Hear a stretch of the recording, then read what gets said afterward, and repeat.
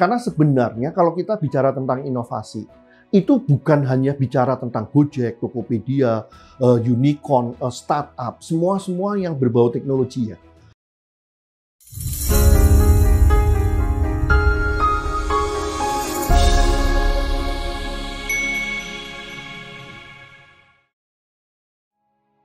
Halo teman-teman Insight Leader, terima kasih udah datang lagi. Ini sampai dengan video kita udah ke yang 8 nih di dalam trilogi innovation seri.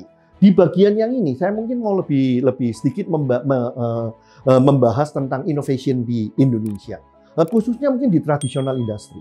Karena sebenarnya kalau kita bicara tentang inovasi, itu bukan hanya bicara tentang Gojek, Tokopedia, unicorn, startup, semua yang berbau teknologi ya. Karena pada dasarnya inovasi itu kan intinya adalah memberikan impact dengan sesuatu yang baru, dengan sesuatu yang berbeda ya. Intinya kan itu ya. Saya masih ingat waktu saya buat PhD saya dulu, tema PhD saya itu mestinya Strategic and Technology Innovation. Di mana di sana kita belajar kan yang namanya inovasi. Itu intinya adalah bagaimana kita beyond daripada hanya diferensiasi. Klasik kalau kita bicara tentang bisnis ya. Orang-orang semuanya maunya kan kita punya dua pilihan ya. Pilihan yang pertama adalah bersaing head to head. Siapa yang lebih murah, siapa yang lebih kuat, dia yang menang. Atau kita mencoba bersaing dengan kita berbeda loh. Dan karena berbeda kita itu unik dan orang perlu mirip kita. Sehingga persaingan kita itu tidak 100% head to head. Tapi kalau innovation, dia tuh bicara lebih daripada hanya berbeda. Kedua-duanya, salah satu teorinya innovation yang dibilang Blue Ocean ya, kedua-duanya head-to-head competition ataupun dengan differentiator itu masih termasuk di dalam yang namanya tuh Red Ocean. Dalam artian tidak meng-create sesuatu industri yang baru. Tapi kalau innovation di teorinya ini, kita bicara tentang bagaimana kita menghindari persaingan head-to-head dan meng-create sesuatu yang baru nih, yang namanya Blue Ocean di dalamnya. Jadi innovation intinya adalah bagaimana kita meng-create sesuatu yang sebelumnya tidak ada menjadi ada. Kita coba deh kalau kita bicara tentang unicorn kita deh. Kita bicara tentang Gojek. Itu kan sesuatu yang dulunya tidak ada menjadi ada. Kita bicara tentang Tokopedia. Ini yang modern, tapi di traditional industry. Kalau kita ingat ya, yang gampang deh. Mungkin yang sekarang ini udah bukan inovasi lagi. Teh botol sosro, kita bicara tentang aqua, kita bicara tentang susu ultra deh. Itu kan di zamannya itu juga suatu inovasi loh. Dia meng-create sesuatu yang baru, dia meng-create suatu pasar baru di dalamnya. Salah satu yang saya suka kalau kita bicara tentang jamu tradisional modern, antangin tolangin. Pada dasarnya kan dia meng-create sesuatu yang baru ya, dari jamu tradisional yang mungkin makannya ribet, tidak semua orang suka. Tapi kita percaya loh, ini warisan leluhur yang memberikan impact, yang berkhasiat ceritanya.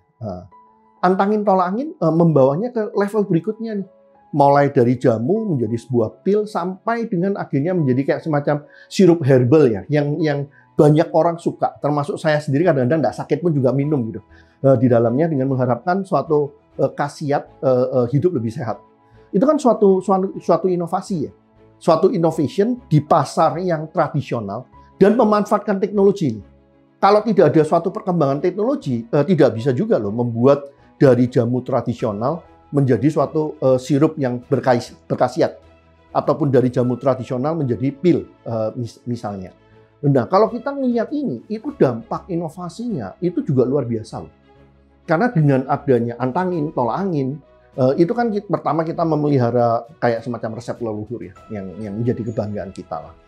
Kedua, kebetulan ini juga sesuai dengan perpindahan zaman ya, dimana kan gaya hidup modern itu maunya lebih natural kan, tidak memakan atau meminum obat-obat yang kimia, tetapi lebih natural, yang nantinya diharapkan memiliki dampak lebih pendek ya, dampak lebih tidak ada side effect-nya di dalamnya. Termasuk dengan inovasi ini kan membuat obat itu lebih affordable. Dan terakhir tentunya menghemat devisa, dan ini kebanggaan daripada Indonesia. Yang saya mau bilang sekarang kalau kita ngelihat ya, antangin tolangin. Dari prinsipnya Blue Ocean, itu kan dia meng-create suatu pasar baru. Sekarang sih kita lihat kan pasar baru. Dan biasanya memang tantangannya dari blue ocean itu suatu hari akan menjadi red ocean. Persaingan akan semakin berat. Tapi kalau kita lihat di waktu dia meluncur, blue ocean kan bicara tentang ada aspek yang dikurangin, ada aspek yang dihilangkan, ada aspek yang ditambah, dan ada aspek yang di-create kan di dalam inovasinya. Nah, kita bisa coba perhatikan nih, apa yang terjadi di existing industry yang kemudian terjadi suatu perubahan. Yang lainnya kalau kita lihat Alfamart, Indomaret, itu juga mirip kan. Dia meng-create sesuatu yang baru.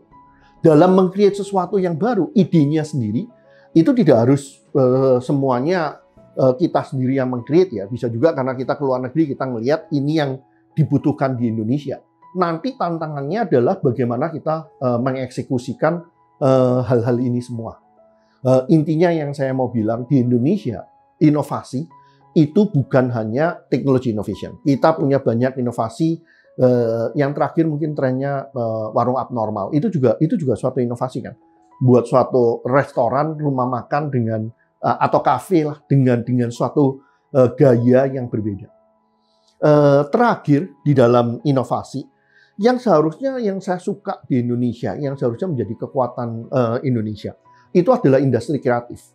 Yang saat ini udah berkembang, tapi perkembangannya masih tidak seperti potensi yang seharusnya ada di industri kreatif. Karena pada dasarnya dengan kita itu highly diverse, creativity itu adalah salah satu kekuatan kita ya. Mempunyai suatu ide-ide yang brilian, itu salah satu kekuatan kita. Tantangannya nanti bagaimana ide bagus ini bisa bertemu dengan semacam pemilik modal, bertemu dengan mereka yang punya teknologinya nih di dalamnya. Tiga ini kalau bertemu, itu baru yang akan menghasilkan sesuatu yang luar biasa. Dan terkadang sampai di sini, mungkin ada kebutuhan untuk membentuk cluster-cluster innovation.